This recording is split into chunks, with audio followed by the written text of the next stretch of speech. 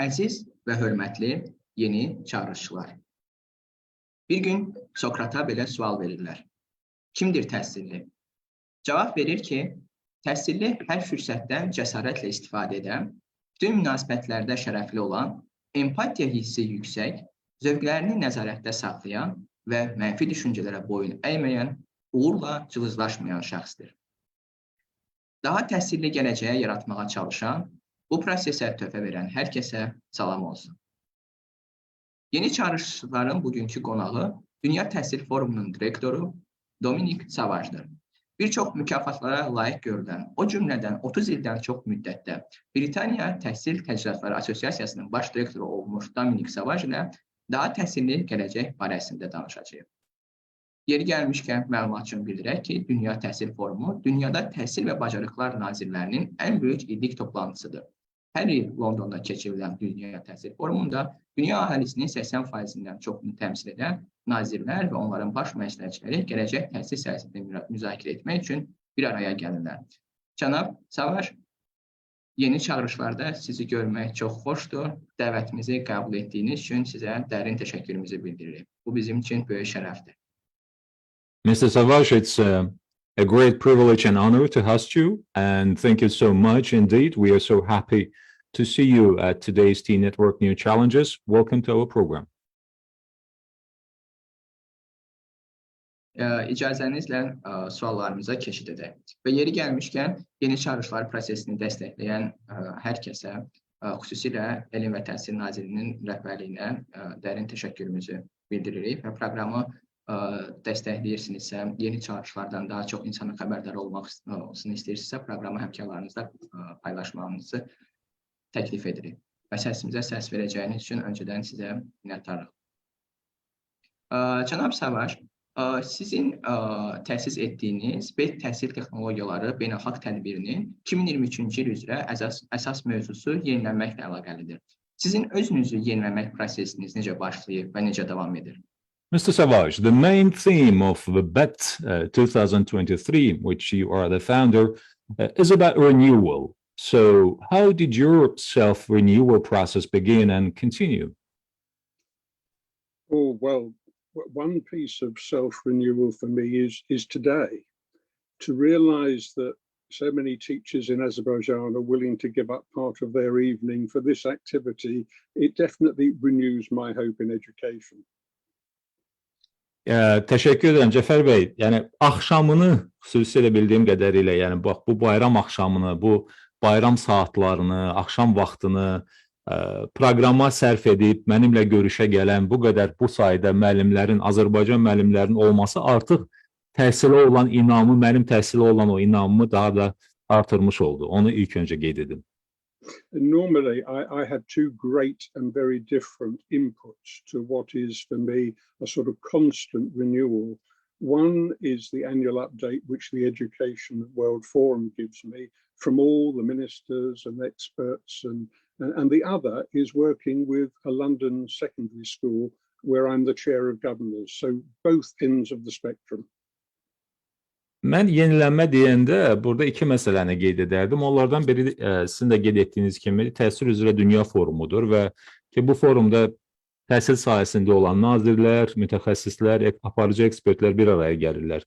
Yenilənmə deyəndə birinci odur. İkinci yenilənmə isə mənim idarə heyətinin üzvü olduğum London Orta Məktəbi vardır, London Secondary School. Orada baş verən proseslər, oradakı yeniliklər. Yəni yenilik deyəndə əsasən iki bax bu məqam mənim ağlıma dərhal gəlir. Çox sağ olun, cənab Savaj. Biz bu barədə daha ətraflı irəlidə danışacağıq. Və təhsildə təbliğ etdiyiniz əsas ideya nədir, cənab Savaj? Thank you, Mr. Savage. We'll take that further and we will elaborate, specifically talking about the EWF and also the London Secondary School. But speaking about the main idea, the headliner that you promote in education, what is that? What is the main idea that you promote in education? Well, there's an Irish poet, William Butler Yeats, and he is credited with a statement which was, education is not filling a bucket, but it's lighting a fire. İrlandiyalı bir şair var, William Buckley. Onun dediyinə görə Cəfər bəy, o deyir ki, bilirsinizmi, təhsil hansısa kəni, hansısa rezervuarı və yaxud vedrəni doldurmaq deyil. Təhsil o parıltını, o odu, o alovu yandırmaqdır. And of course, the thing is that probably came from a long time ago because the Greek philosopher Plutarch, he wrote something similar, which was the mind is not a vessel to be filled, but a fire to be kindled. But anyway, the point is, my main idea is about opening the mind, encouraging creativity, nurturing the desire to learn, to research, to want throughout life to know more. That's got to for me to be the fundamental of education. Bilirsinizmi, çox güman ki, bu İrlandiyalı poetin də, o şairin də, onun bu ifadəsinin mənşəyi Plutarx idi. Yəni Yunan alimi, Yunan müdrik. Bu şəxs vaxtı ilə o da demişdir ki, əslində təhsil bir ağlın, şuurun, dərrakənin bir işığıdır, bir bələdçi işığıdır. Yəni o sizi aparan bir işıqdır, bir bələdçidir. O baxımdan, yəni mənim də təhsildə təməl olaraq təbliğ etdiyim əsas fikirlər məhz fikir baxımından açıq olmaqdır, dünyaya zehnən açıq olmaqdır, açılmaqdır. Digər tərəfdən yaradıcılığı bəsləməkdir, öyrənmək həvəsini dəstəkləməkdir və həyatda kəşf edə biləcəyiniz sahələri, onları kəşf etmək, öyrənməkdir. Cənab Savaş, bildiyim qədərilə Qlobal Təhsil Forumunun ilk sloqanı gənc beyinləri hərəkətə gətirmək olub. Sizcə müasir təhsil buna nə qədər nail olur? Ümumiyyətlə, gənc beyinləri hərəkətə gətirmək üçün təhsil ekosistemində hansı imkanlar var? Thank you, Mr. Savage. As far as I know, the first name of the Education World Forum was Moving Young Minds. So how well do you think modern education achieves this goal, and which opportunities do we have in the educational ecosystem to move young minds? I'm going to come back here to creativity and love of learning. Traditional education systems tend to want pupils and students just to listen rather than really to participate. And that saps creativity out of a young mind. It actually reduces the desire to find out more. If dialogue in a class is not encouraged. Bilirsinizmi Cəfər bəy, mən burada yenə də yaradıcılıq məsələsinə qayıtmaq istərdim, sualınıza cavab olaraq. Yaradıcılıq və bir də ki, öyrənməyə olan həvəs, o sevgi, öyrənmək sevgisi. Ənənəvi təhsil sistemi təəssüf ki, daha çox dinləməyə dəvət edir, nəinki iştiraka. Və dinləmə olduğu zaman, iştirak, qarşılıqlı əlaqə olmadığı zaman yaradıcılıq kənarda qalır. Halbuki yaradıcılığın da əsas prinsiplərindən biri məhz öyrənməyə ac olmaqdır, kəşf etməyə ac olmaqdır. The school I went to was quite traditional. But in the sixth form, and in the UK, that's the years for children between the ages of 16 and 18, we had a physics teacher who encouraged us to ask questions. And we thought it was great fun to ask questions and try and get him off the particular subject he was trying to teach us that day. But he was clever. And what he did was to go off on a tangent, answer our questions, but ask others and suggest how we might find out more.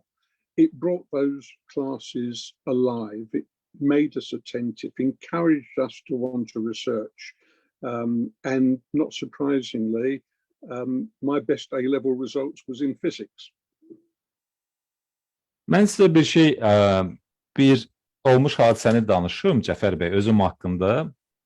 6-cı sinif, yəni yaş olaraq hardasa 16-18 bizim Britaniya sisteminə görə.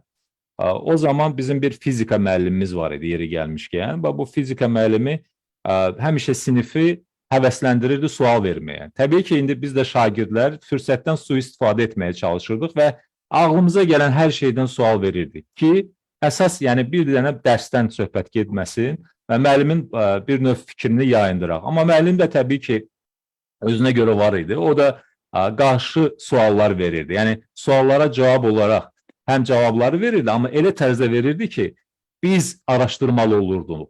Yəni verdiyimiz sualın cavabını özümüz araşdırdıq və sonradan o sualları fizikaya doğru, fizika fənninə, məcrasına yönəldirdi. Nəticə etibarilə mən sizə deyim ki, mənim A-level dediyimiz, yəni əla qiymət aldığım fənlərdən, ən başlıca fənlərdən biri məhz fizika fənni oldu.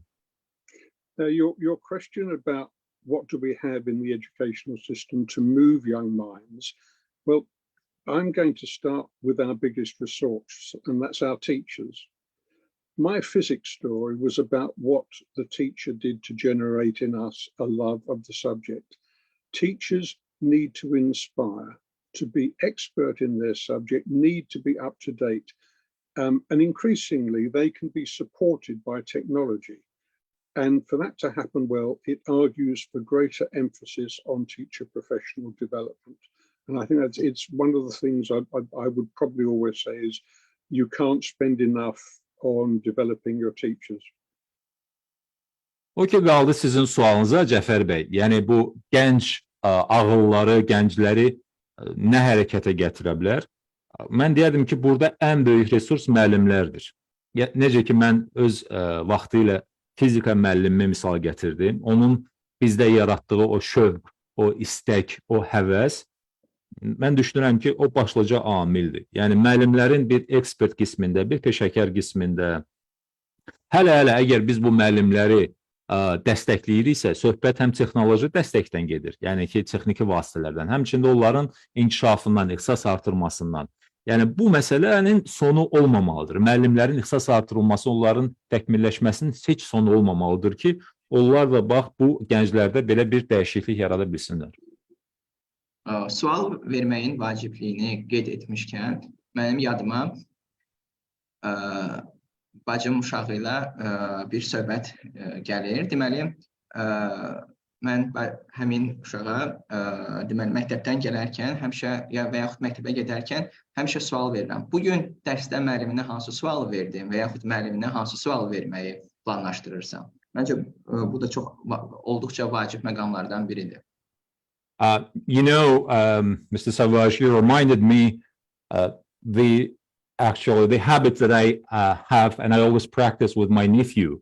Every time she comes back from the school, I kept asking her, you know, what specific question did you ask to your teacher? Or are you planning to have the follow-up question? Are you going to have the next question on your next lesson with the teacher? And you know it's really important, but it's also we can do something about that in schools as well by the way we structure lessons.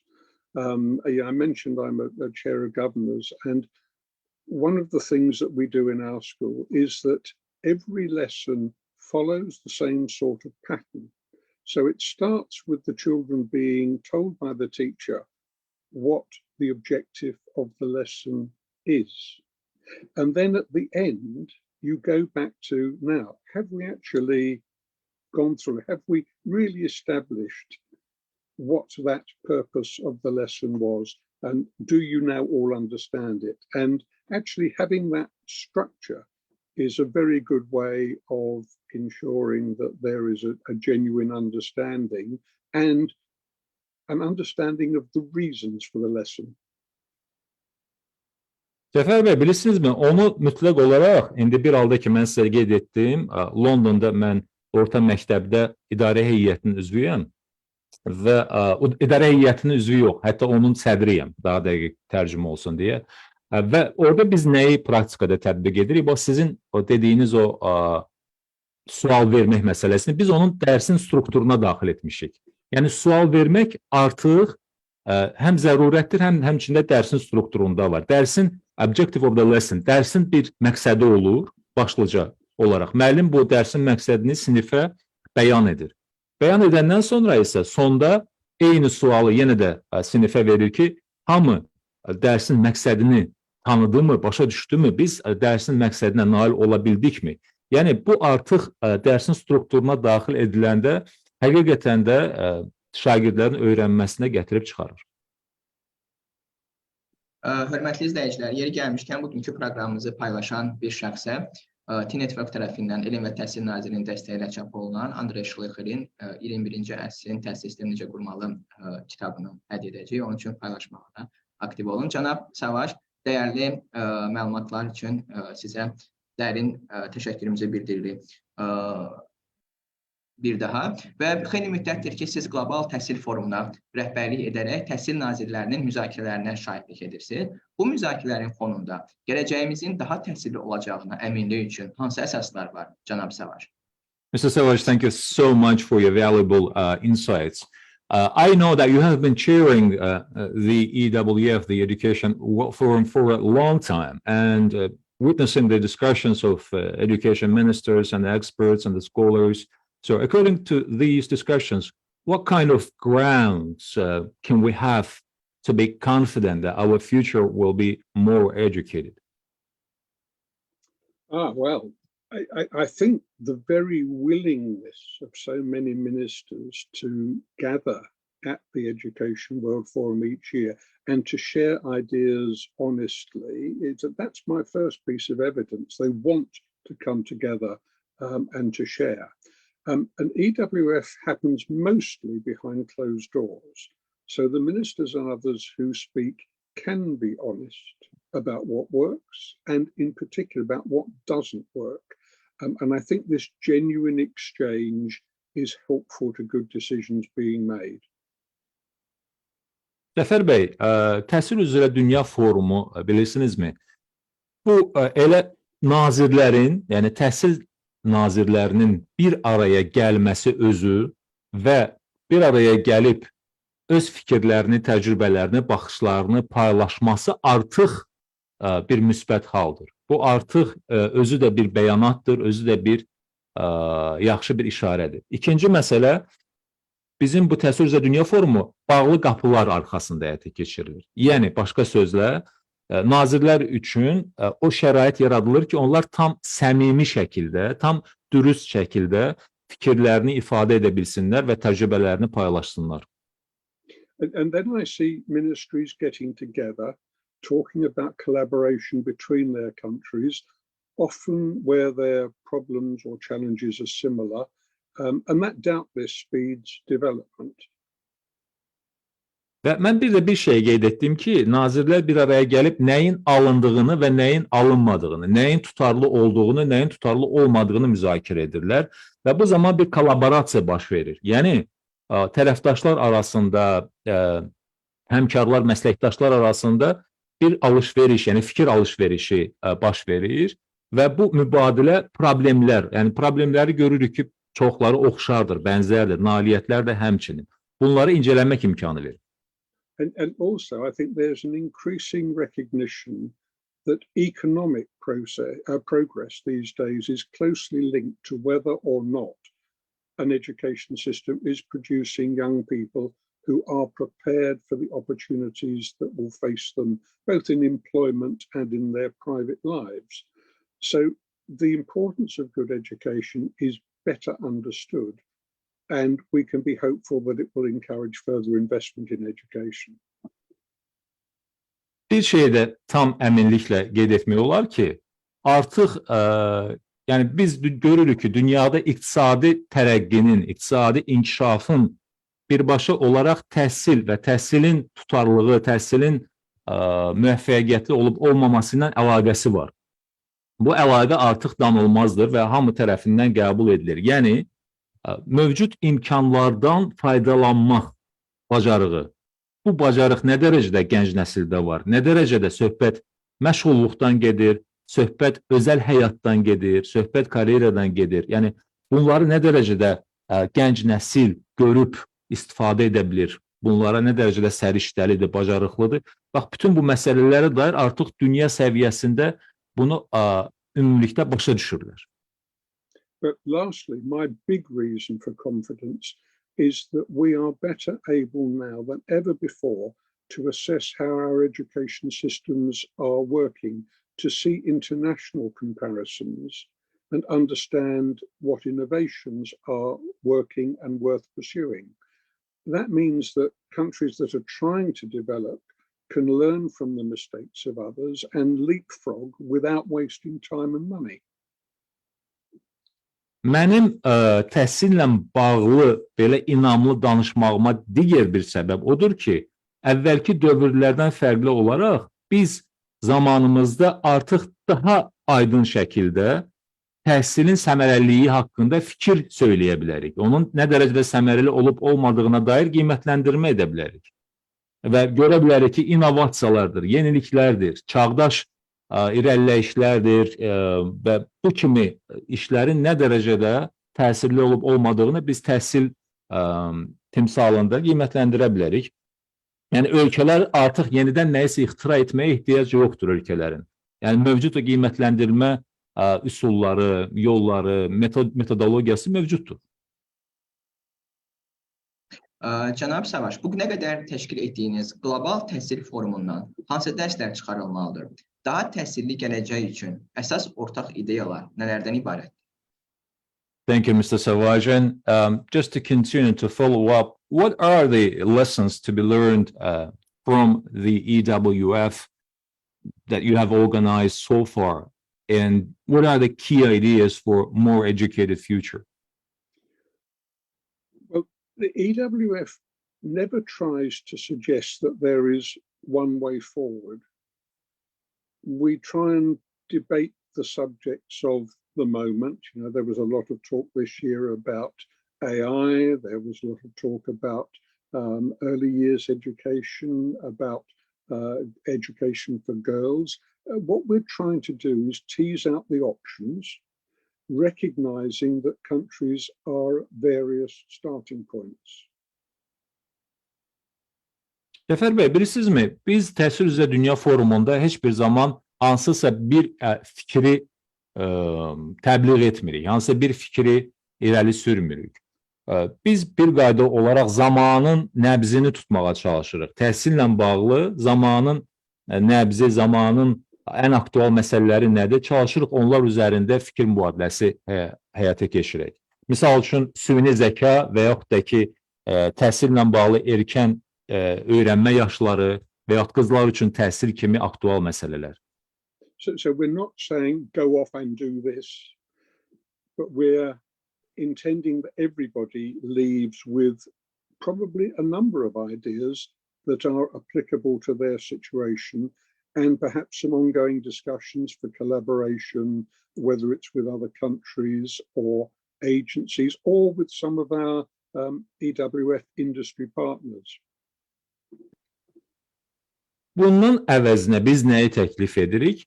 Biz bir sıra opsiyaları, bir sıra imkanları nəzərdən keçiririk. Çünki hər hansı bir problemin həlli ölkənin vəziyyətinə, onun ehtiyaclarına görə uyğunlaşdırılmalıdır.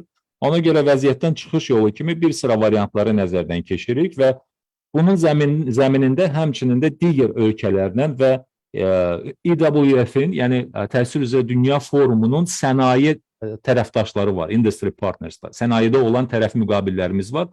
Onlarla da bu kolaborativ, yəni məhz işbirliyi formasında, tərəfdaşlıq formasında biz çalışırıq ki, köməkli göstərək.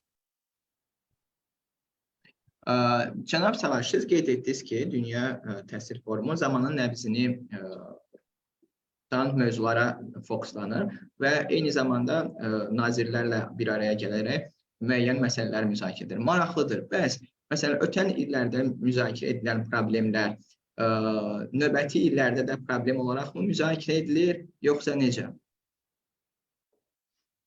Mr. Savage, as you mentioned, you're trying to address the on-topic issues, the issues which are very relevant to the needs of the current time. So I would like to know, one of the current topics of the Education Forum is nurturing a culture of learning. So if we summarize the steps to be taken in this direction, what can you advise? I suppose you could ask that question in a different way, which would be, Is education something that is done to a young person, or is it something where they engage with the process and blossom as a result? Mən Cəfər bəy, bu sualın qoyuluşunu biraz belə dəyişərdim ki, görəsən təhsil gənclər üçün nəsə icra olunan, kənardan icra olunan bir şeydirmi? Yoxsa o gənclərin iştirakı ilə birlikdə formalaşan bir prosesdir? So let's try an example. So we can teach a child that carbon and oxygen combine to form CO2.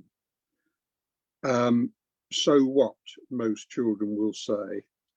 That's the education being done to you, learn the facts. But if you explain the relevance of CO2 to the way we breathe, and beyond that, how it affects our planet, and whether by asking them to research in books or on the internet, encourage children to work together to find out more about CO2, what it does to our climate, then you're beginning to move towards what I would call a real culture of learning.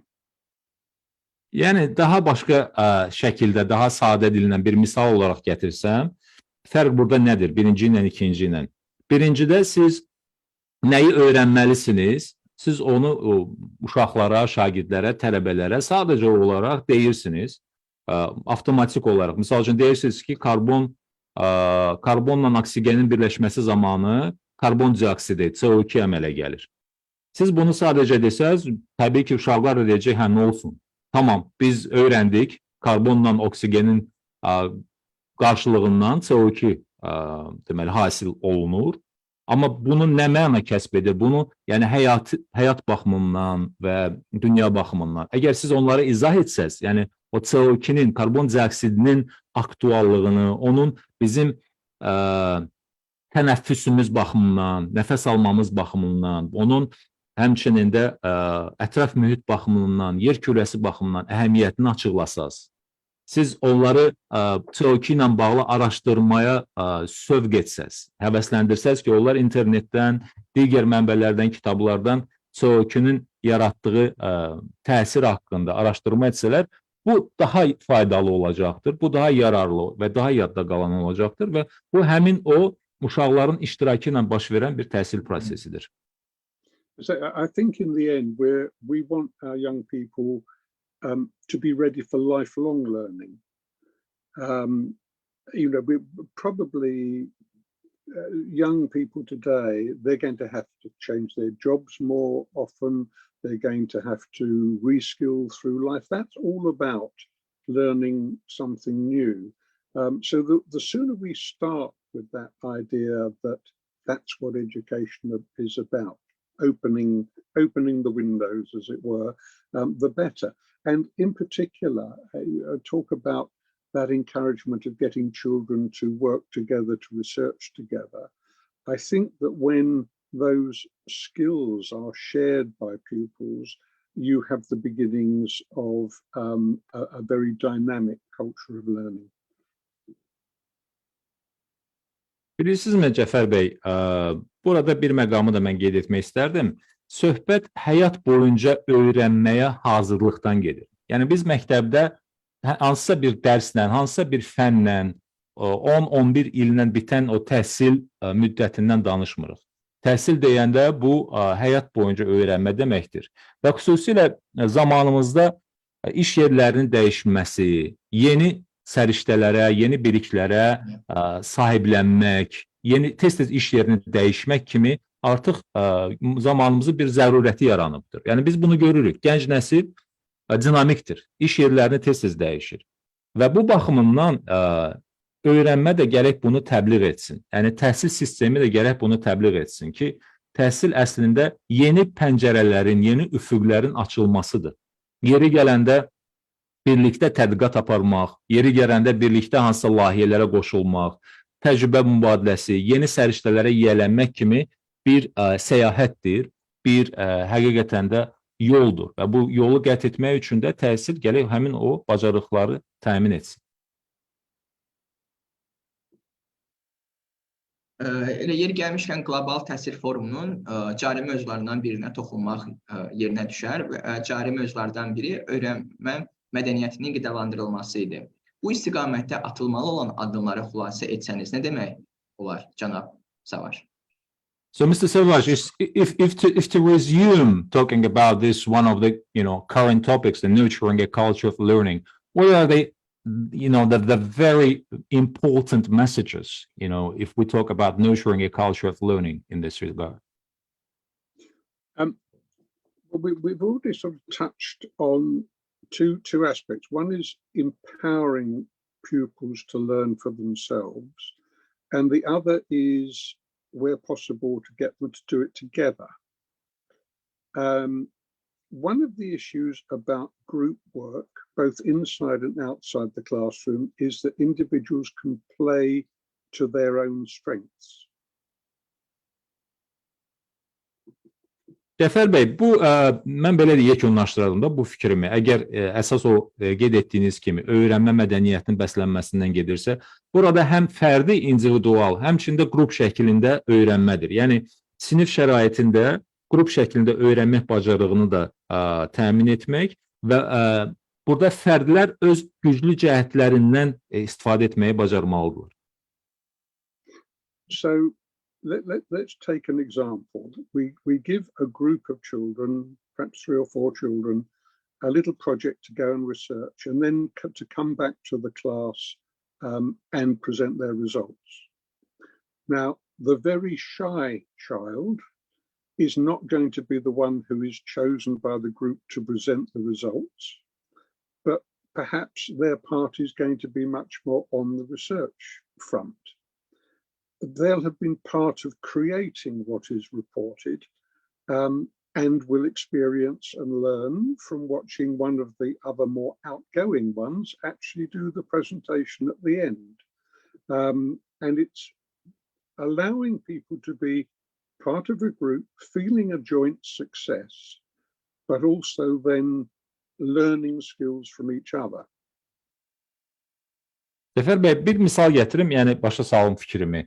Təsəvvür edin ki, sinifdə siz auditoriyanı qruplara bölürsünüz. Bir qrupda da 4-5 uşaq var və hər qrupa bir layihə verirsiniz, bir tapşırıq verirsiniz. Sonradan qrup deməli məşvərət edəndən sonra layihənin nəticələrini, öz müzakirələrinin nəticələrini təqdim etmədilər, məruzə etmədilər. Və təsəvvür edin ki, bu qrupda utancaq bir uşaq var və onun məruzə etmək, belə açıq danışmaqla, fikir söyləməklə arası o qədər də yoxdur, utancaqdır, çəkinir və təbii ki, amma digər tərəfdən onun nəyisə tədqiq etmək, araşdırmaq qabiliyyəti güclüdür. Və bu 4-5 nəfərdən ibarət kollektivin bir hissəsi kimi öz tövhəsini verir, araşdırır. Digər tərəfdən daha belə deyək, açıq fikrini söyləyən, utanmayan bir uşaqdan məruzə etməyi öyrənir. Digər məruzə edən isə ondan o tədqiqat, araşdırma aparmaq qabiliyyətini öyrənir. Yəni, bu artıq qarşılıqlı öyrənmə bir prosesinə çevrilir və bütün iştirakçılar üçün faydalı olur. Deməli, öyrənmə mədəniyyətinin qidalandırılması zamanı bu istiqamətə atılmalı olan addımlardan biri belə başa düşmək olar ki, qrupla iş, layihə əsaslı öyrənmə məsələsinin daha da mərkəzə gətirilməsidir. Doğru mu? Başa düşdük. So, am I right in my understanding from your inputs, Mr. Savage, that actually the group work and also the collective efforts is in the focus of nurturing the learning culture in a new era in the educational process? Very much so. And you sense it in a classroom where that collaboration is the normal way of working. And the teacher almost, for part of the time, is able to sit back and watch the pupils actually teach each other almost. And that whole shared experience that their views, what they have found out is valued, it does so much to both inculcate that desire to learn more and also to be confident about presenting their own views. We'll probably talk later, I guess, about sort of the slightly changing role of teachers, but that's one of the aspects where I do see change in how classrooms are managed. Səfər bəy, bilirsinizmi, artıq sinifdə bunu hiss etmək olar ki, nə dərəcədə sinifdə o rahat, azad, sərbəst, kollektiv fəaliyyət mühiti mövcuddur. Və orada artıq müəllim kənara çəkilib müşahidə edir. Nə dərəcədə sinifdə şagirdlər bir-biri ilə uyuşurlar, nə dərəcədə həqiqətən də o qarşılıqlı mübadilə baş verir. Və bu proses zamanı şagirdlər bir-birlərindən daha da çox öyrənmiş olurlar. İkinci, onların aşkar etdiyi dəyərdir. Yəni, onların fikirlərinə verilən dəyər və hörmətdir. Üçüncü, artıq onlar rahat şəkildə müzakirə edib məruzə etməyi bacarırlar, prezentasiya etməyi, təqdimat etməyi bacarırlar. Yəni, bu baxımdan onlar öyrənməyə həvəsli olurlar. Və nəhayət, barəsində danışacağımız, bilirəm ki, biz qabaqda o haqda da danışacağıq, müəllimlərin dəyişən rolu müasir təhsildə. Yəni, müəllimlərin o dəyişən rolunun elementlərdən biri də bax budur. Yəni, tələbələrə daha çox imkan vermək, daha çox onlara o meydan şərait yaratmaq və müşahidə etmək kənardan və lazım gələndə tənzimləmək. Cənab Savaş, bəs ümumiyyətlə yeni dövrün öyrənmə mədəniyyətinin özünə məxsusluğu nədir və bu xüsusiyyətlər təhsil prosesində hansı dəyişikliklər yaradır? Bu barədə nə demək olar? Mr. Savage, generally speaking, what is a characteristic of the learning culture in a new era? And what kind of changes do these characteristics create in the education process? I think that reference that I made to changing the role of the teacher, changing management in the classroom is particularly important. Whereas the teacher in the past has probably very much expected to stand and present, if we turn this around now and make it the children who are doing the work and making the presentations, I think we're going a long way to seeing the change, the fundamental change that is necessary in that environment. Cəfər bəy, bu sual bilirsinizmi, sinif otağının, sinifin idarə edilməsində baş verən dəyişikliklə ifadə olunur və həmçinin də müəllimin rolunun dəyişikliyi ilə də ifadə olunur. Əvvəl necə idi? Yəni, bizim o ənənəvi tədris mühitində müəllim sinif qarşısında dayanıb, dərsi aparırdı, dərsi başa salırdı, təqdimat edirdi və s.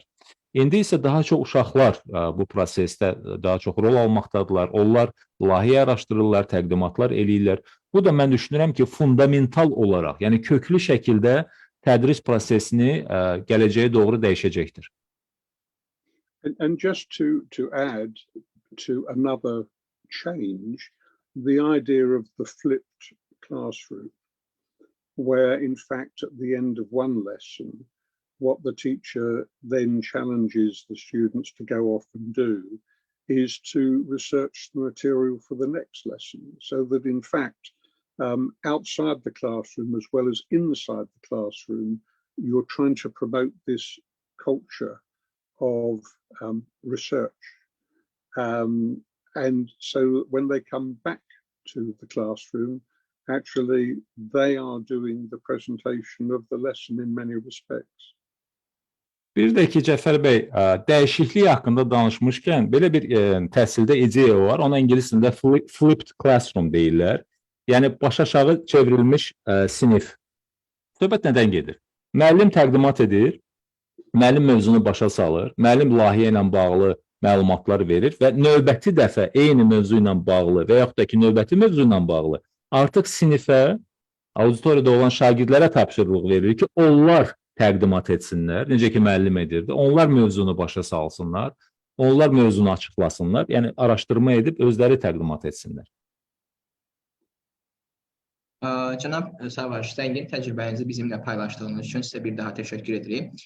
və növbəti sualı səsləndirmək istəyirik. Dünya Bankının təhsil üzrə direktoru James Saavedra cari ildə təşkil edilən qlobal təhsil forumundakı çıxışında qeyd etmişdi ki, COVID-19-un gətirdiyi öyrənmə böhranının ölçüsü hələ tam mənimsənilməyib. COVID-19 pandemiyasından sonra ölkələrin yalnız 19%-nin təhsili təkmilləşdirmə planı var. Sizcə vəziyyətin dəyişməsi bütün ölkələrin gündəmində əsas mövzunun təhsil olması üçün nə edilməlidir?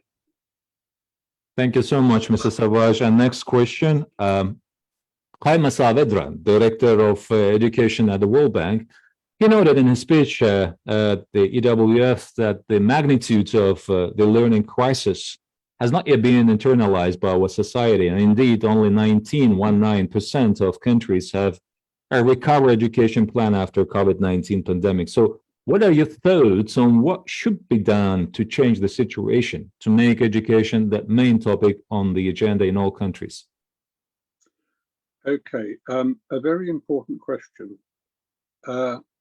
Let's be realistic. What the world went through with COVID was devastating, but it was also an opportunity for the most incredible experiment in education as countries tried to provide some form of education during the various lockdowns.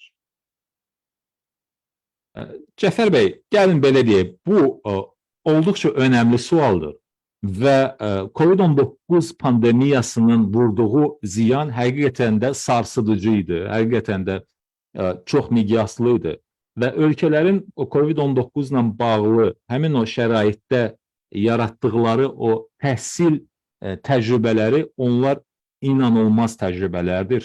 Yəni həqiqətən də müqayisə olunmaz bir təcrübələrdir. Now, in fairness, some countries weren't able to provide very much. Others broadcast lessons on the radio, some televised lessons. But in many fortunate countries, there was a much deeper use of technology in a way that had never been tried before. Yəni sözümün canı nədir? Bəzi ölkələr bu pandemiyanın sarsıdıcı təsiri qarşısında çox şey edə bilmədilər təhsilin davamiyyəti ilə bağlı. Bəziləri radio dərslərə keçdilər, digərləri televiziya dərslərinə keçdilər və yalnız bir qism ölkələr onlar qabaqcıl texnologiyalardan daha mütərəqqi şəkildə istifadə edərək təhsili yeni formaya, yeni müstəviyə keçirdilər. Now, I have to say that my school in London, that in one of the poor areas of London, is nevertheless very lucky with technology. But if I tell you what happened in 2020, we watched in the UK as Italy went into lockdown and we realized that it was going to happen to us within a couple of weeks. So what we did in our school was to realize we were going to have to go virtual, and we immediately needed to find out, so we conducted a survey of how many of our children did not have access to a laptop or a tablet at home. Cəfər bəy, mən sizə mənim də idarə heyətinin sədri olduğum həmin o məktəb, Londondakı orta məktəb haqqında danışmaq istəyirəm. Deməli, pandemiya zamanı yeri gəlmişkən bizim məktəb Londonun ən kasıb, yəni ən yoxsul təbəqələrinin yaşadığı bölgədədir. Və 2020-ci ildə pandemiya baş verdiyi zaman biz gördük ki, İtaliyada onlar lockdown etdilər, yəni tamamilə təcriddə keçdilər və biz də başa düşdük ki, bir neçə həftədən sonra bizi də lockdown, biz də bu təcrid olunma gözləyir. Və biz virtual müstəviyə keçməliyik. Biz dərhal nə etdik? Biz dərhal bir araşdırma, çevik araşdırma apardıq ki, görək bizim tələbələrdən, bizim şagirdlərdən kimdə planşet və kimdə notebook var. We've got 1,600 pupils in the school and we found that almost 100 didn't have laptops. So we bought 100 laptops to loan to the children who didn't have them. And we spent the next 10 days doing some intense training of our teachers about the best way of offering virtual lessons. We thought about how those lessons should be delivered, And we also thought about other things that we would need to do to support families. So by the time our lockdown started, we switched just almost seamlessly to virtual learning. Tüm bunları nəzərə alaraq məlum oldu ki, araşdırma zamanı bizim 1600 şagirddən 100 şagirdin notebooku və yaxud da ki, planşeti yoxdur və biz 100 notebook aldıq və bu şagirdlərə həmin notebookları payladıq. Dərhal ardınca biz 10 gün ərzində müəllimlər üçün intensiv olaraq virtual tədris təlimi keçdik. Yəni onların bu sahədə olan savad və biliyini artırdıq.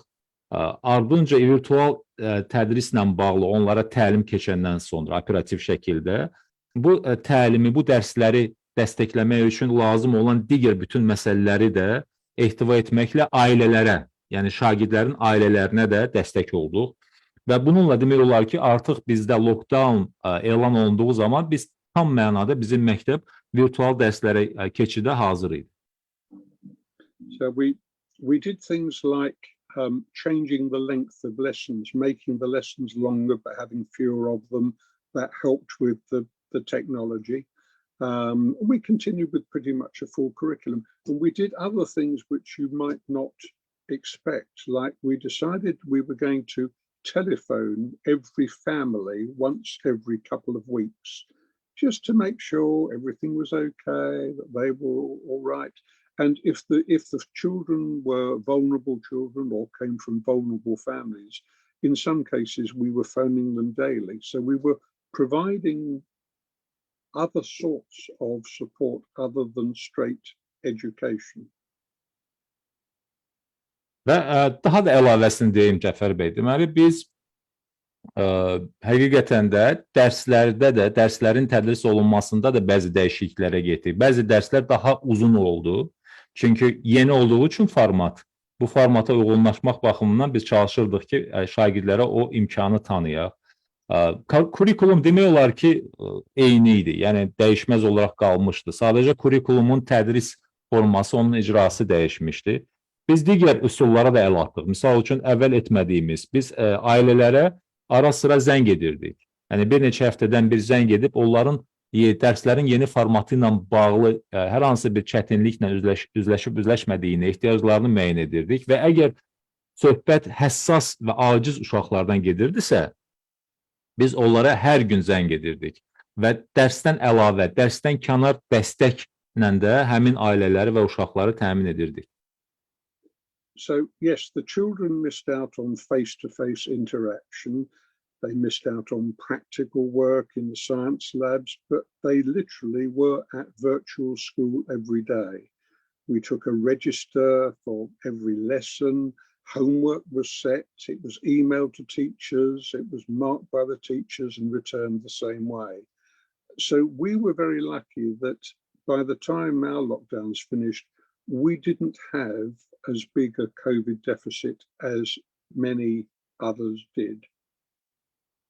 Və mən sizə deyim ki, bir tərəfdən əlbəttə ki, əyani şəkildə dərslər baş vermirdi. Yəni, tələbələr, şagirdlər, müəllimlər fiziki və əyani olaraq üz-üzə görüşmürdülər və bu praktiki məşğələ təcrübəsi, yəni fiziki olaraq yaşanmasa da, amma məktəb öz fəaliyyətini virtual formatda tam davam edirdi. Yenə də şagirdlərin davamiyyəti, onların dərslərə qoşulması qeydə alınırdı. Ev tapşırıqları təbii ki, öz növbəsində, öz yerində. Şagirdlər ev tapşırıqlarını icra edəndən sonra onu müəllimə e-mail vasitəsilə göndərirdilər. Müəllim şagirdlərin davamiyyətini, onların biliyini, ev tapşırıqlarının icrasını qiymətləndirirdi. Yəni, bu qarşılıqlı proses, ünsiyyət durmadan davam edirdi. So, the other thing was that we learned an incredible amount about how to work virtually. What methods were best to engage the children, the value of flipped learning that I talked about, and more emphasis on working in pairs or in groups. And one of the interesting things we found was that some pupils who found it difficult to speak out in a physical classroom were less inhibited in a virtual classroom, and they joined in much more.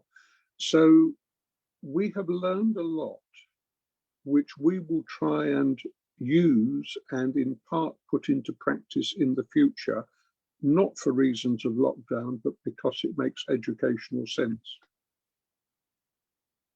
Odur ki, artıq lockdown bitəndən sonra bizim məktəb tam mənada təhsilin davamiyyəti baxımından və göstəricilər baxımından öz işini qaydasıyla davam etdirirdi və bu prosesə hazırdır. Amma mən sizə bir şey deyim ki, lockdown zamanı, pandemiya zamanı biz də bir çox şey öyrəndik. Biz deyəndə, yəni müəllimlər, məktəbin inzibati heyəti yeni üsullara yiyələndik.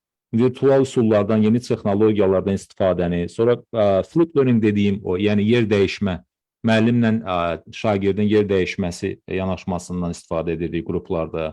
Və bir şey də deyim, Cəfər bəy, maraqlıdır ki, fiziki şəraitdə, əyani şəkildə, sinifdə iştirak baxımından əziyyət çəkən tələbələr, əziyyət deyəndə, yəni utanan, çəkincə olan tələbələr, çəkinən tələbələr, onlar virtual tədris zamanı, virtual dərslərdə daha fəal idilər, daha aktiv idilər və bu da bizdə artıq yanaşma baxımından da yeni təcrübə oldu ki, bu tələbələrin iştirakını təmin etmək üçün gələcəkdə texnoloji vasitələrdən daha da geniş istifadə etmək. Yəni, qısası desəm, biz gələcəkdə istifadə etmək baxımından yeni təcrübələr qazandıq.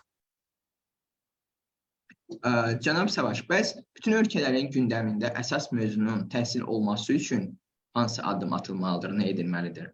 Qısa olaraq bunu necə müqayisə etmək olar? Mr. Savaş, what should be done in your mind to make sure that the education becomes and remains the top agenda for all countries around the world? Briefly. I think it's the importance, isn't it, of recognizing that education leads to everything else. Good education leads to people being employable. Good education leads to happier people. And fundamentally, it's that driving force of understanding the importance of education that should be bringing it up the political agenda. Cəfər bəy, mən deyərdim ki, burada təhsilin bütün ölkələrin gündəmində əsas məsələ kimi yer alması üçün onun nəticələrini, onun bəhrələrini daha aşkar şəkildə bəyan etmək lazımdır.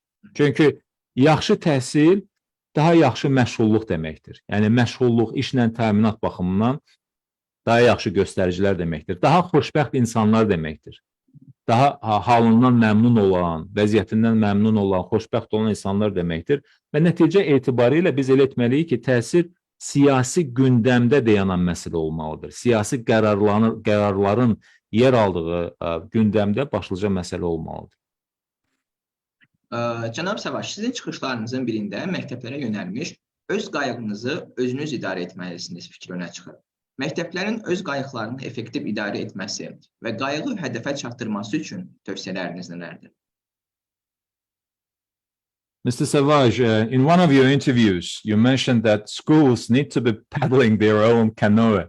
So, what are your suggestions for schools to steer their canoe effectively and get to the target? Okay, so the starting point here is that there are lots of things you can only do if you're given more resources or if the requirements of the curriculum are changed by the government or whatever. But here's a problem which schools, I believe, can sort out. How does a teacher know how good they are? And how do they develop? And I've seen so often in schools around the world that there are some brilliant teachers and there are some others that are okay or worse. How do we get the brilliant teachers to help the less brilliant ones? Cəfər bəy, bu sualın cavabı belədir ki, çox zaman resurs bol olanda, yəni müəllimlərin, məktəblərin ixtiyarında, o resurslar bol olanda, hökumət kurikulumu lazım olduğu şəkildə o hər dəfə ehtiyac yarandığı zaman dəyişəndə, yəni bu rahat həyat şəraitində inkişafdan danışmaq biraz rahatdır da. Yəni problem odur ki, biz necə edək ki, müəllimlər daha da təkmil olsunlar, daha da ustalaşsınlar, daha da məharətli olsunlar. Yəni çox zaman nə görürük? Var çox mükəmməl müəllimlər və bu mükəmməl müstəsna müəllimlərlə yanaşı ortabab müəllimlər də var. Biz necə edək ki, bu mükəmməl və müstəsna olan müəllimlər ortabab müəllimlərə inkişaf baxımından kömək etsinlər? Now, traditionally, teachers don't like anyone coming into their classroom. It's their kingdom. Often that's because they only ever think someone comes in to inspect them, to judge them. But here's what we did in my school. We started off by asking our senior leadership team to invite other teachers to come into their classrooms and just watch them teach. And after each lesson, they would just talk about what they thought had gone well, what was and wasn't effective about the lesson. It wasn't judgmental in any way, but it started with the leadership team making that offer.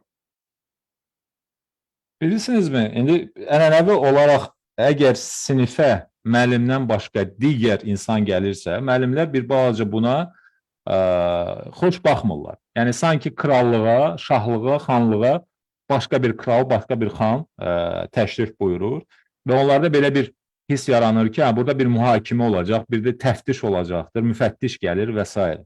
Biz misal üçün bizim məktəbdə Londonda biz çalışırıq ki, rəhbər komanda olaraq, məktəbin rəhbərliyi olaraq digər müəllimləri kənardan dəvət edirik ki, onlar gəlib bizim müəllimlərin dərslərini müşahidə etsinlər, seyr etsinlər və sonradan da bir rəy və mülahizələrindən paylaşsınlar. Bir feedback dediyimiz o əks rabitə sistemi yaransın və burada heç bir mühakimədən söhbət getmir, heç bir tənqiddən söhbət getmir. Sadəcə olaraq həmkarlar, məsləkdaşlar öz həmkarları ilə bir fikir mübadiləsi həyata keçirirlər, dərsləri müşahidə edəndən sonra.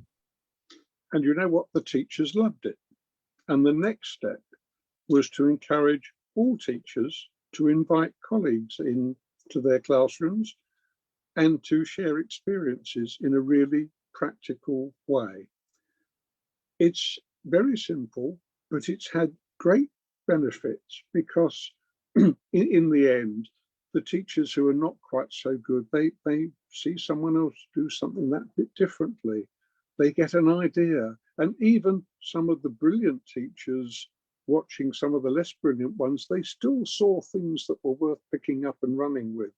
So it's an idea that has great benefits. And apart from needing to give teachers some time to visit other classrooms, it didn't need anything else. And it's had an extraordinary impact. So there would be a very concrete example of something a school could do tomorrow. Həmçinin də bilirsinizmi, biz bu təcrübəni, bir sadə görünən ilk baxışdan təcrübəni davam etdik və müəllimlərə özlərinə bu ixtiyarı verdik ki, onlar istədiyi digər müəllimləri və həmkarlarını dərslərə dəvət etsinlər və dərsdən sonra praktiki cəhətdən fikir və mülahizələrini, düşüncələrini paylaşsınlar. Bu həm qarşılıqlı öyrənmə, digər tərəfdən həmçinin də müəllimlərə bir dəstək, müəllimləri həmçinin də bir növ bir həvəsləndirmə üsulu oldu ki, özünü tam mənada doğrultdu. Cənab Səvar, çox maraqlı təcrübədir və bizimlə paylaşdığınız üçün çox sağ olun. Yeri gəlmişkən siz qlobal məsələlərə yerli həllərin tapılmasının vacibliyini vurğulamışsınız. Qlobal təhsil təcrübələri yerli mühitdə öz əksini necə tapmalıdır? Ümumiyyətlə, təhsildə uğur qazanmış ölkələrin ortaq xüsusiyyətləri barədə nə demək olar? Thank you, Mr. Savage. By the way, you emphasized the importance of finding local solutions to the global issues. So what should global education practices be reflected in the local environment? And generally speaking, in a nutshell, what can be said about the common characteristics of successful countries in the education? Okay. The successful ones will normally have long-term strategies. They won't keep facing teachers with constantly changing requirements or reorganizations. That's number one. Bir nömrəli məsələni mən sizə deyim, o uğurlu ölkələr deyirsiniz Cəfər bəy, yəni təhsil sahəsində. Onların ilk öncə təhsilin inkişafı ilə bağlı uzun müddətli strategiyası var. Yəni uzun perspektivə yönəlmiş strategiya var. İkinci, onların müəllimlərlə bağlı tələbləri və hansısa prinsipləri tez-tez dəyişmir. Yəni onlar müəllimləri bu tez-tez dəyişən tələblərlə, prinsiplərlə bu və ya digər şəkildə təsirə məruz qoymurlar. They tend to delegate more power locally, and in turn more power to individual schools, and in turn still more empowerment of individual teachers. That's number two. İkinci məsələni də qeyd edim, uğurlu təhsil sisteminə sahib olan ölkələr daha çox fərdi şəkildə səlahiyyətləndirməni həyata keçirirlər. Yəni istər individual fərdi məktəblər olsun, istərsə bu məktəblərdə çalışan, fəaliyyət, xidmət göstərən müəllimlər olsun, onların daha çox səlahiyyətləndirilməsinə, yəni imkan və səlahiyyət baxımından daha çox onlara yer ayırırlar. And the third point is to make this effective, they spend on developing good school leaders and they spend on effective teacher development. Və nəhayət bütün bunların əməli şəkildə baş tutması üçün bu ölkələr kifayət qədər ciddi şəkildə məktəb liderlərinin inkişafına və həmçinin də səmərəli müəllimlərin formalaşmasına sərmayə yatırırlar. Yəni bu məsələyə önəm verərək resurs ayırırlar. Cənab Savaş, girişdə süni zəka məsələsinə toxunmuşduq. Süni zəka təhsildə hansı yeni düşüncə tərzi formalaşdırır və ya hansı düşüncə tərzinin dəyişməsini tələb edir? Ümumiyyətlə, ChatGPT təhsil prosesi üçün bir imkandır, yoxsa təhdid? Mr. Savage, in the beginning, we mentioned about AI, artificial intelligence. So what do you think, what new ways of thinking in education does AI develop, and what kind of changes in minds does it require? And do you think ChatGPT is an opportunity, or do you think it's a threat to the education process? Okay, let's look at the potential first of all. So one example, over the years, we've talked about personalization of learning, differentiation in the classroom. And I think this is one area where AI can make a tremendous difference, assessing an individual pupil's needs and then providing relevant data to the teacher. And if circumstances and the technology allows, to provide tailored work for the pupil. That seems to be a very obvious development that I think will happen very quickly.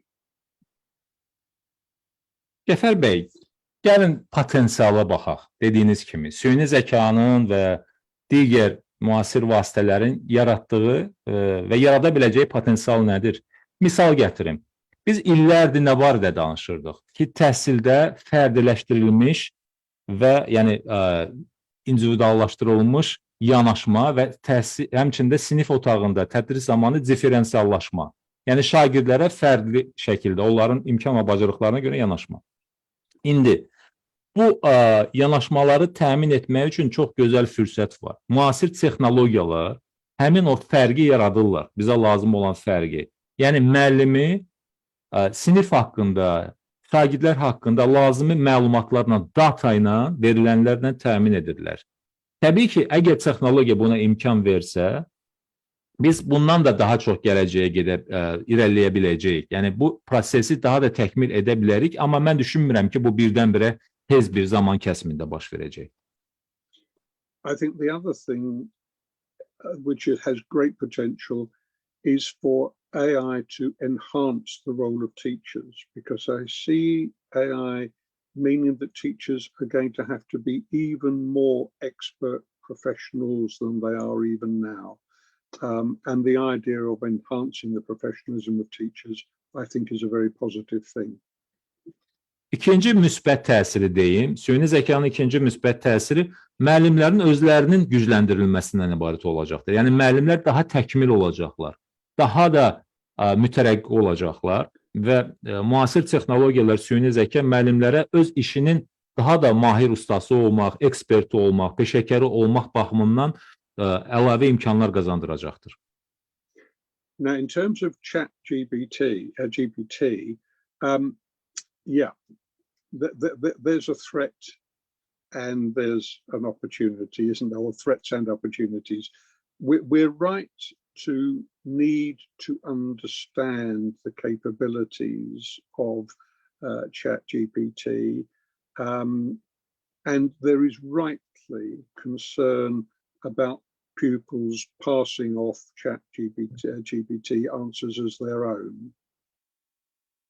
O ki qaldı ChatGPT-yə, Cəfər bəy. Bəli, orada belə bir təhlükə, belə bir narahatlıq var ki, ChatGPT-nin imkanlarını düzgün şəkildə şərh etmək, anlamaq vacibdir. Çünki belə bir güman var ki, tələbələr ChatGPT-dən istifadə edərək onun hasil etdiyi nəticələri və cavabları öz cavabları kimi qələmə verə bilərlər. I was talking to a Cambridge University professor just the other day who this year ran all of the exam questions that he set multiple times through ChatGPT to look for markers that he could use to check if any of the students had relied on ChatGPT to create their answers. So he was ahead of the game there. So that's the recognizing of a potential problem. Potensial problemin nə dərəcədə gündəmdə olduğunu göstərmək üçün sizə bir dostum haqqında deyim. Mənim bir dost professorum var Cambridge Universitetindən. Təsəvvür edin ki, o imtahan suallarının hamısını nə qədər, yəni il boyunca imtahan sualı hazırlayıbsa, hamısını ChatGPT-dən keçirib ki, görsün ki, orada hansı əlamətlər var.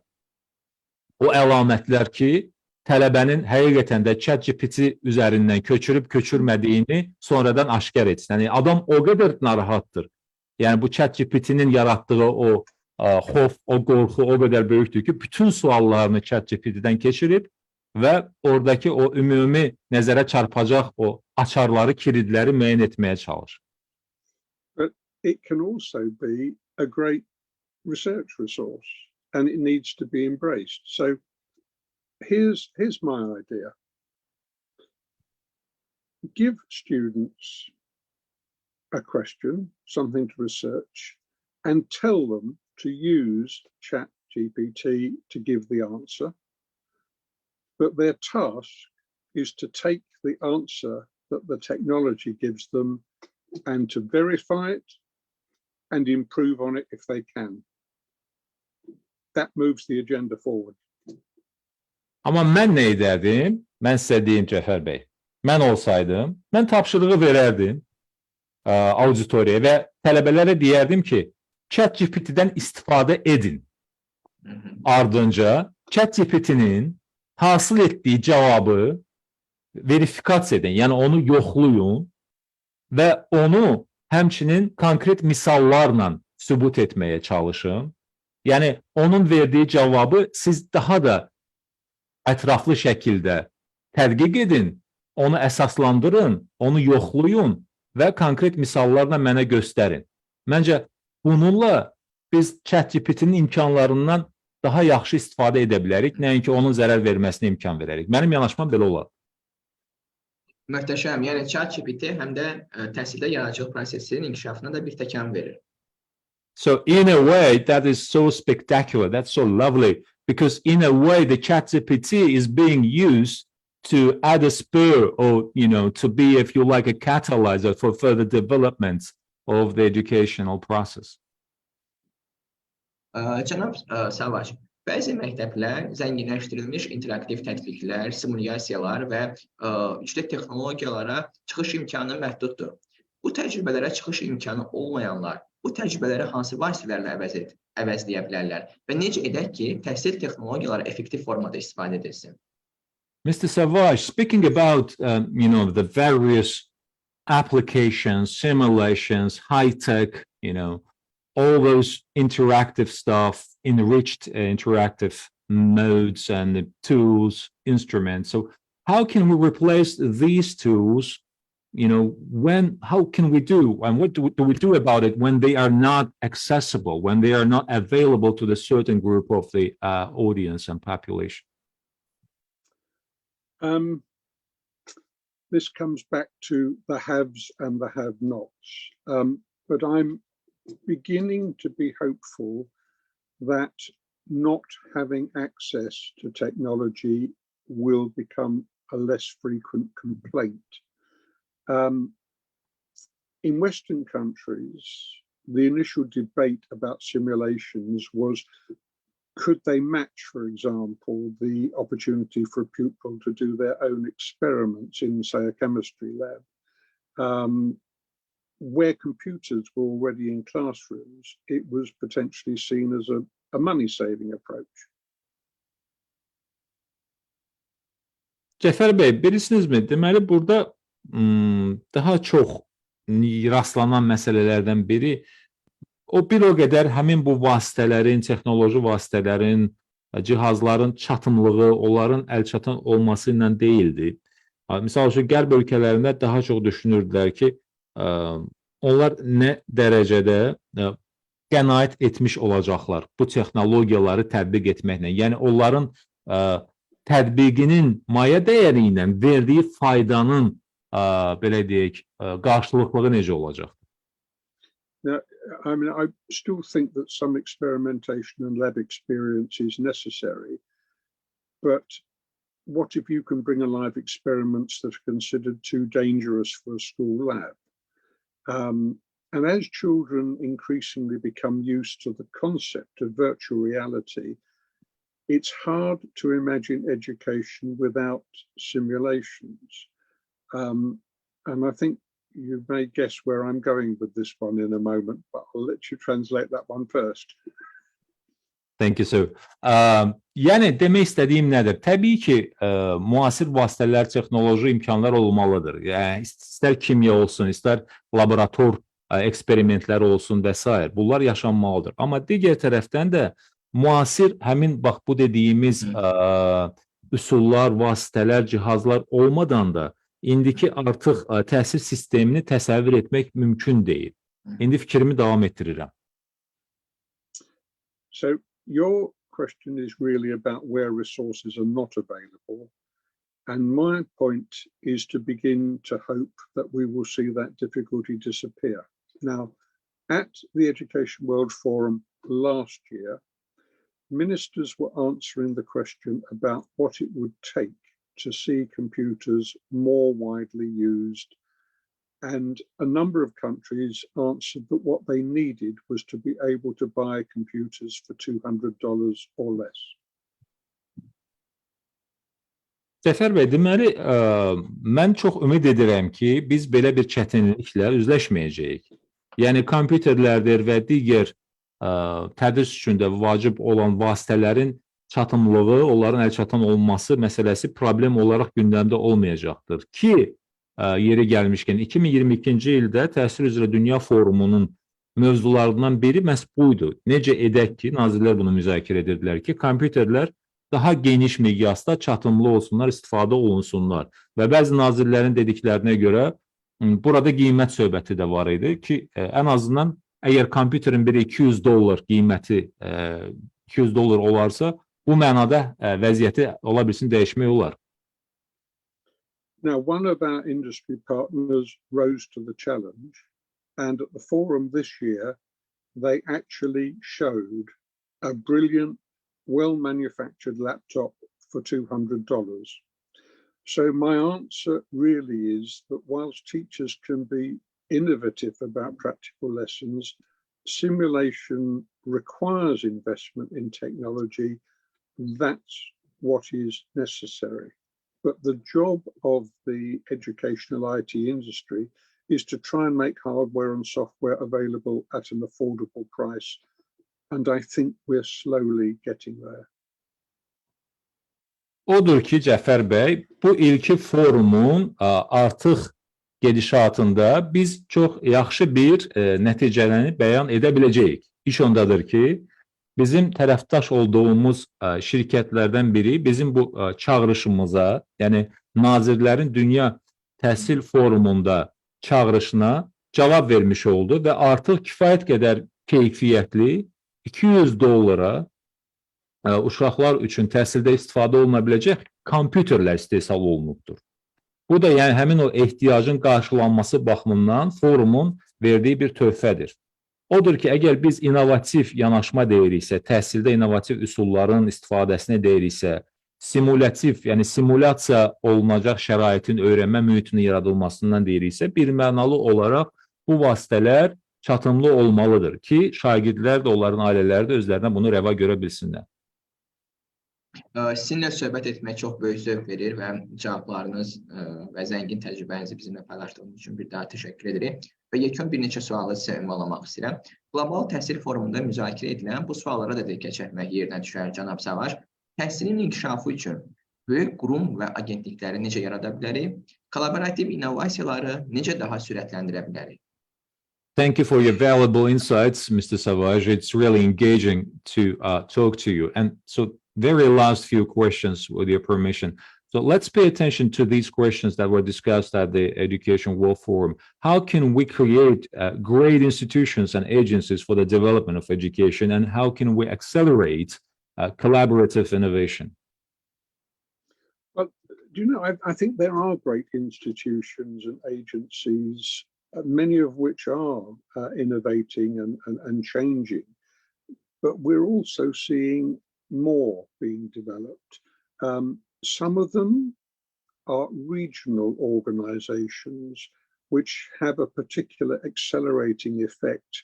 And I believe the reason for that is because when you've got neighboring countries with similar problems collaborating, you can do more when you work together. So some of these regional organizations, I think, can be part of the solution. Cəfər bəy, mənə elə gəlir ki, burada əgər biz innovasiyalarda inkişafdan danışırıqsa, burada regional yanaşmanı xüsusilə qeyd etmək lazımdır. Çünki mən görürəm ki, bəzi regionlarda artıq bu təşkilatlar ölkələr timsalında, həmçinin də təşkilatlar arası münasibətlər baxımından yaxınlaşma var, birləşmə var. Onları birləşdirən o problemlər ətrafında qonşu dövlətlər deməli gündəmdə olan məsələlər ətrafında birləşirlər, müzakirələr və həll yollarını tapmaq üçün işbirliyi sərgiləyirlər. Yəni bu baxımdan regional yanaşmanı, işbirliyini mən açıq görürəm. But sometimes it can be an activity like the forum, where two ministers hear each other say something that chimes, and they may not be geographically in the same region of the world, but they have a similar problem. And we have seen countries coming together and starting collaboration on that basis. And we're also seeing more foundations getting involved in often encouraging collaboration, and governments as well. Our own UK Foreign Commonwealth and Development Office, Foreign Ministry, is very active in encouraging the transfer of ideas and approaches. So I think it's happening. Yəni, qısa desəm, bu proses baş verir. Təhsillə bağlı təşkilatlar işbirliyi sərgiləyirlər, ölkələr işbirliyi göstərirlər, fondlar yeri gəlmişkən, onlar müxtəlif əməkdaşlıq platformaları ilə, təşəbbüsləri ilə çıxış edirlər. Bəzən görürsən ki, coğrafi cəhətdən qonşu olmayan ölkələr belə, onlar müəyyən problem ətrafındakı o problem hər iki ölkədə və yaxud bir neçə ölkədə aktualdır, o problem ətrafında birləşirlər. Hökumətlər də bu mənada çox fəaldırlar. Böyük Britaniyanın mən Xarici İşlər Nazirliyini qeyd edərdim. Onun da bu sahədə xüsusilə bir çox təşəbbüsləri vardır. Cənab Savaş, təhsil gündəmində aktual mövzulardan biri də yaşıl təhsildir. Təhsilin yaşıllaşdırılması, təhsil prosesinin yaxşılaşdırılmasına nə dərəcədə xidmət edə bilər? Mr. Savage, the green education is one of the current topics on the education agenda. It's kind of the headliner. So to what extent do you think can the greening of education serve to improve the education process? If pupils care about their own school, about their own local environment, they will more easily understand and be willing to be part of how globally we manage the needs for a green agenda. So I think it's important that children can be a big influence on their parents and their parents' attitudes to being green. And perhaps if some generations have become a bit greedy in our use of the world's resources, children being educated to understand these issues are where we're going to start to encourage a greater generosity. And I think that's the right word to use as we try and address green issues. Bilirsiniz Cəfər bəy, insanlar təhsil aldığı yerli məktəblərin və yerli mühitin, yəni yaşadığı və təhsil aldığı mühitin qayğısına bir nə qədər çox qalarlarsa, bir o qədər də qlobal miqyasda biz yaşıllaşma və ümumiyyətlə ətraf mühitə daha qayğıkeş yanaşmanın təşəkkül tapdığını görəcəyik. Bu mənada uşaqlar fərq yarada bilərlər. Böyük fərqi məhz uşaqlar yarada bilər. Təhsil aldığı məktəbdə doğru dürüst formada onlara bu ideyalar, bu fikirlər aşılansa, bir o qədər onlar öz valideynlərinə təsir edəcəklər. Hətta mən sizə deyim ki, onların valideynlərinin davranışlarının dəyişməsinə belə uşaqlar səbəb ola bilərlər. Və bəzi insanlar istismar edirlər, deyək ki, planeti və bu istismar yanaşmasının dəyişməsində də uşaqların təsiri ola bilər ki, onlar daha xeyirxah yanaşmanı, bax bu kəlməni xüsusilə vurğulayardım, daha xeyirxah yanaşmanı təbliğ etmiş ola bilərlər və qeyd etdiyim kimi ailələrinə, valideynlərinə bu mənada müsbət təsir yarada bilərlər. Cənab Savaş, yeni çağırışlarda qonaq olan bir sıra mütəxəssis şagirdlərin özlərini məktəbdə xoşbəxt hiss etmədiklərini bildiriblər. Siz bu barədə nə düşünürsünüz? Əgər siz də eyni fikirdəsinizsə, vəziyyəti dəyişmək üçün hansı yeni yanaşmalara ehtiyac var?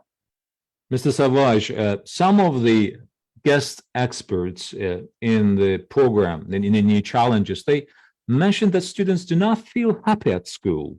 So what do you think about it? Do you agree that the students are not so much happy and thrilled and engaged? And what new approaches are needed to change the situation? I'm very proud of the fact that I was sitting next to Minister Sisodia, the Minister of Education in Delhi, India, at the press conference where he launched the happiness curriculum. And that was a widespread approach to devoting time at the start of every school day to activities that would help the children be more contented, to be happier. So I do agree. I think it's very important. I want to tell you a simple thing that we have done in my school, and it involves the letters R, U, A, H. We call it RUA, and it's 4 words: respect, understanding, affection, and humor. Cəfər bəy, mən sizə bir şey deyim. Yəni, mən sizinlə razıyam ki, bu məsələ aktual məsələdir. Şagirdlərin, tələbələrinin təhsil prosesi zamanı özlərini xoşbəxt hiss etməsi məsələsi. Bu problem var. Hətta mən konferansın birində Hindistanda, Delhi şəhərində nazirin yanında əyləşmişdi və nazir elə bir xoşbəxtlik kurikulumunu hətta təqdim etdi. Xoşbəxtlik kurikulumu. Xoşbəxtlik kurikulumunda başlıca bəndlərdən biri təhsil gününün, yəni dərsin əvvəlində uşaqların xoşbəxt olması ilə bağlı fikirlər var idi ki, bu təhsilə necə başlamaq, dərsə necə başlamaq lazımdır lap əvvəldə. Mən sizə bizim məktəbdən, bizim dedikdə, yəni Londondakı idarə heyətinin sədri olduğum o məktəbin başlıca prinsipini deyim. Bu prinsipin adı xoşbəxtliklə bağlı ruahdır. İngilis dilində 4 sözdən ibarətdir. Respect, understanding, affection və humor. Yəni burada hörmət birinci məsələ, ikinci anlayış, yəni anlayışlıqlı davranmadır və sonra üçüncü məsələ sevgi ilə yanaşmadır və dördüncü məsələ isə yumordur. Yəni bax bu 4 sözdən, bu 4 kəlmənin baş hərflərindən ibarət olan belə bizim bir şüarımız da var, RUA adlanır. So these words appear all over the school, but not just because they're words, they're a guide to everything that happens, to how every interaction between teachers and pupils, pupils to pupils, literally every interaction must adhere to the RUA idea.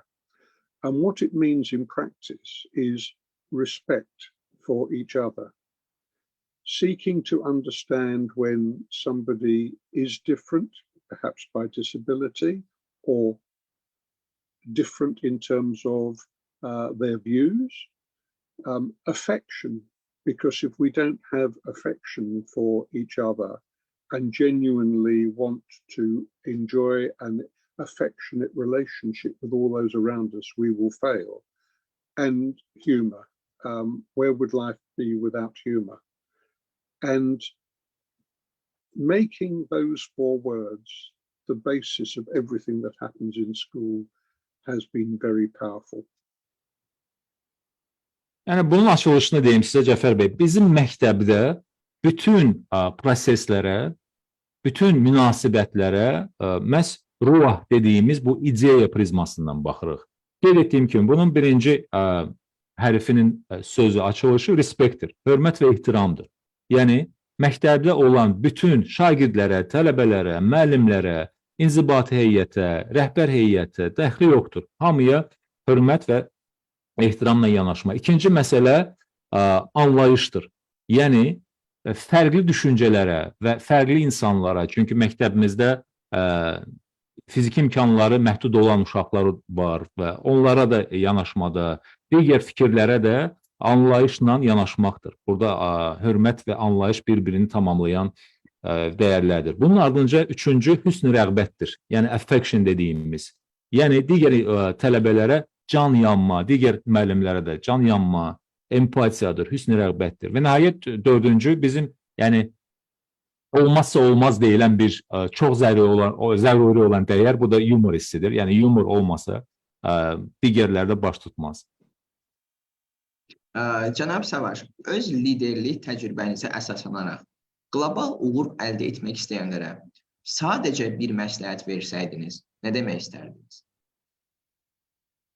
That was very interesting. Mr. Savage, based on your leadership experience, if you could give just one piece of advice, and if you're about to give just one piece of advice to those seeking global success and achievement and accomplishment, what would be that piece of advice? Don't be in such a hurry that you ignore the need to listen first before you draw informed conclusions, but when you've done that, act boldly. And I would just add, don't be frightened of failures as long as you recognize them quickly and act to address them. Mən belə deyərdim Cəfər bəy, hər hansı bir məlumat əsaslı, yəni informasiya əsaslı qərar qəbul etmədən öncə tələsməyin. Yəni o dərəcədə tələsməyin ki, digərlərinin fikirlərinə məhəl qoymayasınız və lazımi informasiya toplamadan qərar verəsiniz. Yəni buna tələsməyin. Yəni sözümün canı odur ki, çalışın digərlərini dinləyib, hətta tələsdiyiniz zaman da digərlərin fikirlərini öyrənib, məhz məlumatlar əsasında qərar verəsiniz və buna cəsarətiniz olsun. Yəni bu mənada cəsarətli olun, cəsur olun və digər tərəfdən də uğursuzluqla üzləşməkdən qorxmayın, çəkinməyin ki, birdən belə addım ataram, uğursuz olar. Yəni bu da sizi saxlamasın, çəkindirməsin. Çox sağ olun, çox təşəkkür edirik cənab Savaş və proqramımızın ənənəvi bir sualı ilə proqramı yekunlaşdırmaq istəyirik. Təhsildə yeni çağırışları 8 güşəli ulduza bənzətsək, sizcə belə bir ulduzun güşələri nədən ibarət olar, cənab Savaş? Thank you so much. That was very engaging, very interesting. And the last but not least question, traditional one, Mr. Savage, if we compare the new challenges in education to the 8-pointed star, what do you think the corners of such a star will consist of? Well, having just talked about happiness, I'm going to say ensuring happy children is the first one. My number 2 is training our teachers properly for the new challenges. 3, I'm going to go back to where I started and talk about encouraging creativity. 4, talking to industry and commerce about employment in the future. Because if we don't do that, we won't understand what education needs to deliver with our young people in the end. 5, I'm going to say embracing technology and AI. But 6 is linked because we need to be aware and we need to teach the limitations of technology and AI and the dangers that there are from things such as fake news and how to spot it. 7 is going to be creating independent learners. And number 8, I think, recognizing the supreme value of education and investing to ensure its success. Cəfər bəy, mən belə deyərdim. Birinci, elə söhbətimizin əvvəlində də, söhbətimizin də canı olan nə idi? Xoşbəxtlik, düzdürmü? Mən birinci deyərdim ki, uşaqların xoşbəxtliyinə bundan nail olmaq, yəni onları xoşbəxt etməyə çalışmaq, onların xoşbəxt olduğuna dair əminlik hissidir ki, biz əlimizdən gələn etdik ki, onlar xoşbəxt olsun. Söhbət təhsildən gedir, həmçinin digər sahələrdən. İkinci məsələ, müəllimlərin yeni çağırışlara hazır olmaq üçün, hazır olması üçün onların təlimləndirilməsi. Üçüncü məsələ, kreativliyin, yaradıcılığın təşviq olunması, yəni müəllimləri buna təşviq etmək, onları həvəsləndirmək. Dördüncü məsələ, təhsillə bağlı olan məsələlər mütləq olaraq sənaye və ticarətlə əlaqələndirilməlidir. Söhbət nədən gedir? Biz bilməliyik ki, sənaye və ticarət bizdən nəyi tələb edir? Məşğulluq baxımından ki, biz də tələbələrimizi, şagirdlərimizi onu nəzərə alaraq hazırlayaq ki, o bacarıqlar sonradan sabah bizim şagirdlərə, tələbələrə lazım olsun. 5-ci məsələ mən deyərdim ki, yeni texnologiyaları və süni zəkanı qəbul etmək, onunla əyaqlaşmaq. 6-cı məsələ, biz elə 5-cinin davamıdır. Bilməliyik ki, yeni texnologiyaların, süni zəkanın yaratdığı məhdudiyyətlər və təhlükələr nədir? Misal üçün, fake news dediyimiz kimi o saxta xəbərlər və bununla bağlı biz nə etməliyik? O təhlükələri ram etmək baxımından, o məhdudiyyətlərdən kənara çıxmaq baxımından nə etməliyik? 7-ci, mən məsələni burada xüsusilə müstəqil öyrənənin yaradılması. Yəni, nəyi demək istəyirəm? Tələbəni müstəqil öyrənən kimi formalaşdırmaq çox vacibdir. Və nəhayət 8-ci məsələ, məhz təhsilin o müstəsna rolunu bəyan etmək, onu qəbul etmək və müstəsna rolunu nəzərə alaraq cəmiyyətin inkişaf etməsi. Bu da həmin ulduzun 8-ci güşəsi. Cənab Savaş, dərin təşəkkürümüzü bildiririk sizə. Çox sağ olun. Beynimizi hərəkətə gətirdiyiniz üçün sizə dərin minnətdarıq. Və icazənizlə proqramı yekunlaşdırmaq üçün yekun bir mətni qeyd etmək istəyirik. Və bu bizim ənənəvi bir hekayəmizdir. Ümumiyyətlə, hər verilişin sonunda bir hekayə səslənir. Mr. Savage, thank you so much. It was so lovely. It was so magnificent. It was very enriching. And thank you for your valuable insights, for your inputs. Traditionally, what we do, we consolidate, all that knowledge. By the way, you helped us to move our minds. So to consolidate that knowledge, we traditionally share the story at the end of the program, which we are just about to do, and which will be also translated for your attention too. Thank you very much. I've enjoyed this tremendously, and I would just want to wish you all and everybody who is concerned about education in Azerbaijan to the very best wishes and hopes for the future, for innovation, for improved budgets, for everything that is going to take us forward. Mən də öz növbəmdə Cəfər bəy çox təşəkkür edirəm. Mən də çox olduqca zövq aldım bugünkü ünsiyyətimizdən və təhsillə bağlı olaraq, təhsilə qayğı göstərən, təhsil üçün canı yananlara Azərbaycanda uğurlar arzu edirəm. Arzu edirəm ki, bütün o innovasiyalar, yeniliklər, büdcə ilə bağlı olan məsələlər, onlar hamısı uğurlu şəkildə öz həllini tapsın və təhsil Azərbaycanda daha da çiçəklənsin, daha da tərəqqi etsin. Çox sağ olun, cənab Savaş. Bir gün bir tələbə müəllimindən uğurun sirrini maraqlanır. Müəllim həmin tələbəni dəniz kənarına dəvət edir və başını suya salmasını və gözləyə bildiyi qədər gözləməsini istəyir. Tələbə başını sudan çıxardığı zaman müəllim, başın suda olarkən nə istəyirdin sualını verir. Tələbə, ancaq və ancaq başımın sudan çıxmasını istəyirdim deyir. Bu zaman müəllim deyir, əzizim, başın suda olarkən sudan çıxmağı nə qədər istəyirdinsə, uğur qazanmağı da bu qədər istəməlisən.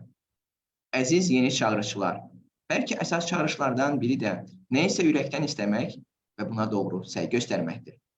Təhsilin inkişafını, daha təhsilli gələcəyi su qədər istəmək diləyilə. Dominik Savajın dediyi kimi, gənc beyinləri hərəkətə gətirmək zamanıdır. Görüşənə dək. Buyurun, Mətin müəllim. One day a student asks his teacher about the secret of success. The teacher invites the student to the seaside, and then teacher wants a student to put his head in the water and wait as long as he can wait. Well, when the student pulls his head out of the water, the teacher asks the question, what did you want when your head was in the water? And then the student said, well, the only thing I wanted is to get my head out of the water. At this time, the teacher says, well, dear student, as much as you were desperate to get out of the water while your head was in the water, so much desperate should you want to succeed. So, dear new challengers, maybe one of the main challenges is to sincerely and genuinely want something and strive towards it. The development of education with the full desire to want a more educated future as you want a water. So as Dominic Savage says, it's high time to get young brains moving. Thank you for your attention. Thank you so much. See you.